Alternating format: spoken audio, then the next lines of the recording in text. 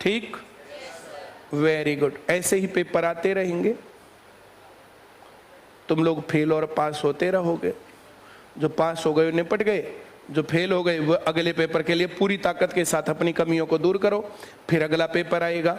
हाँ या ना?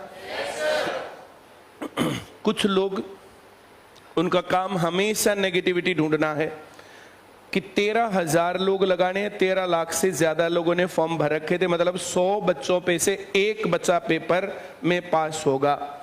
मैं तुमसे इतना पूछता हूं, मैं सरकार का प्रतिनिधि नहीं हूं, तुम्हारा हूं, लेकिन र्यूमर्स तुम्हारे अंदर जाके तुम्हारा नुकसान सबसे ज्यादा होता है।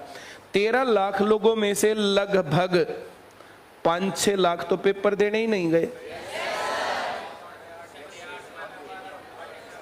8.5 लाख लोगों ने पेपर दिया।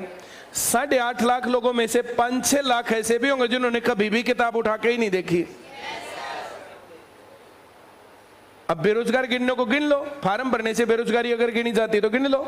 ऐसा करने से फिर क्या? ये विपक्ष का काम है, ये नेगेटिविटी फैलाने का काम है।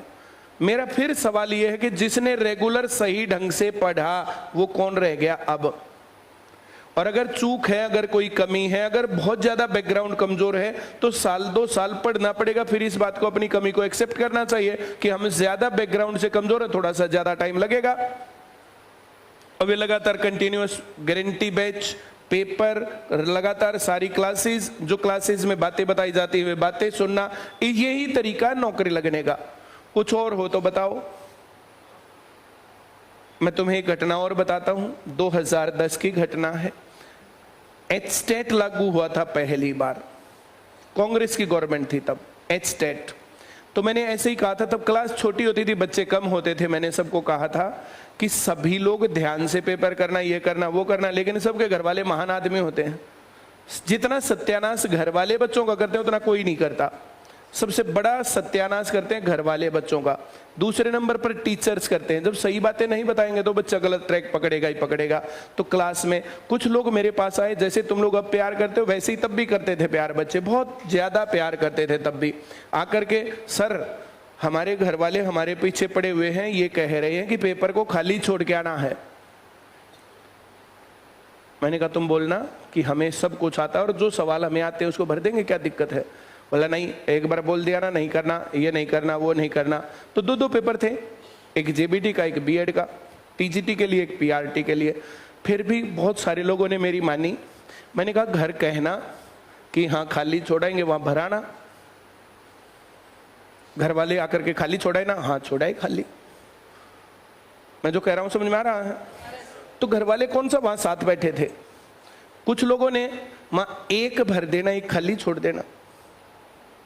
अब कुछ लोगों ने हमारी बात फालतू की मानी, बोला अच्छा सेटिंग वाले जब लगेंगे तो ये क्या कर लेंगे ना, तो यही काम है ये वो। ऐसे लोग तब भी थे, ये आज भी है और ये हमेशा रहेंगे।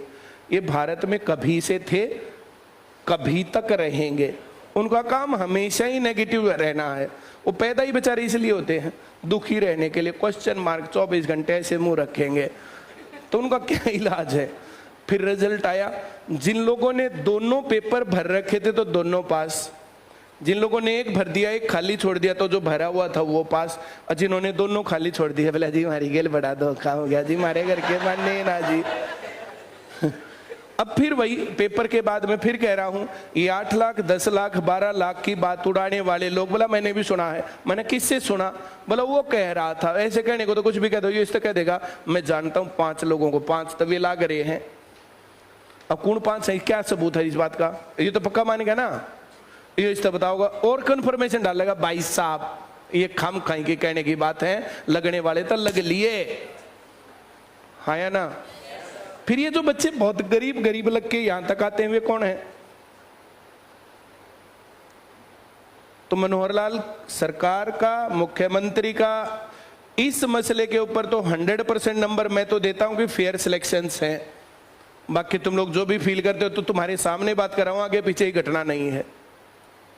दूसरे नंबर पर अब पेपर लेट किया, गड़बड़ की, प्रोटेस्ट में गिरफ्तारी देने में तुम लोगों से मैं आगे था। भाई जहां पर तुम्हारे अधिकारों का हनन हो रहा था तो मैं वहां पर खड़ा था और तुम्हारे आगे खड़ा था और हमेशा खड़ा रहूंगा। मैं पॉलिटिक्स नहीं कर रहा हूं। पॉलिटिक्स करना होता ना, मुझे जो कांग्रेस में जाना होता या आम आदमी पार्टी में जाना होता तो अब भी कमियां बोलता मैं, जैसे कुछ लोगों ने ऐसे डाल रखा है कि बस सबको थोड़ी ही मिली है, अब भीड़ ज्यादा थी, भीड़ कम थी, ऐसे फोटो पता नहीं वो अब के थे या पहले के थे या जो कुछ भी था। तो इतनी अरेंजमेंट में जब घर से बाहर निकले तो थोड़ा सा तकलीफ हो सकती है, इतना मान के चलना चाहिए। कहने को फ्री ट्रांसपोर्टेशन मिल रहा है, का देखो नहीं मिला होगा, हो सकता है उसने पेड उसमें जाना पड़ गया होगा, तो क्या करे, जाना पड़ गया। तो मैक्सिमम लोग तो गए, मैक्सिमम लोगों को सुविधा मिली, मैक्सिमम लोग सही पेपर कर पाए और मैक्सिमम फेयर सिलेक्शन भी होंगे। इतने पर संतुष्ट आदमी को होना चाहिए। 13,000 में से कहीं 1-2 हजार अगर ऊक चूक के लग भी गए तो 10-12 हजार तो बहुत लगने वाले, और 10-12 हजार अगर फेयर सिलेक्शन वाले लग रहे तो और क्या चाहते हो तुम आज के टाइम पर भारत से? जिस टाइम पर बोला जो है 100 में से 99 बेईमान, फिर भी मेरा भारत महान। क्यों? तुम मेरी बात से सेटिस्फाइड हो या नहीं हो? सरकारी नौकरी लगना तब भी मेरा टारगेट था कि तुम लोग लग जाओ, और आज भी मेरा टारगेट है तुम लोग सरकारी नौकरी लग जाओ। और जो तब जरूरत थी मैंने तब तुम्हें बताया था, और जो आज जरूरत है मैं आज तुम्हें बता रहा हूं।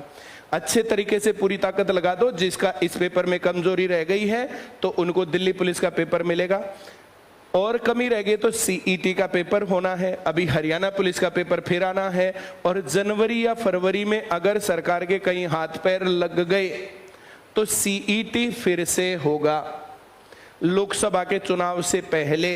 तो ये मौके तुम्हारे पास हैं, इन मौकों को तुम भुना लेना। ये कहने की बातें नहीं है।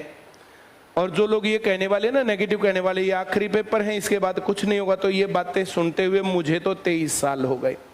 मैं 2000 में पढ़ने गया था इकोनॉमिक्स टाइम, मुझे अब भी याद है, पीला सा था, नहीं रहेंगे 2 लाख एसएससी के पद, ये मेन खबर थी। उसके नीचे विश्लेषण था जिसको देख करके ये सोचते थे कि हम लोग जो है 2 साल पहले पैदा हो जाते हैं और अब तक लग लेते तो कितना बढ़िया रहता, अब इतने पद खत्म हो जाएंगे। वहां से अब तक ऐसे के ऐसे भर्तियां चल रही हैं, ऐसे के ऐसे भर्तियां हो रही हैं।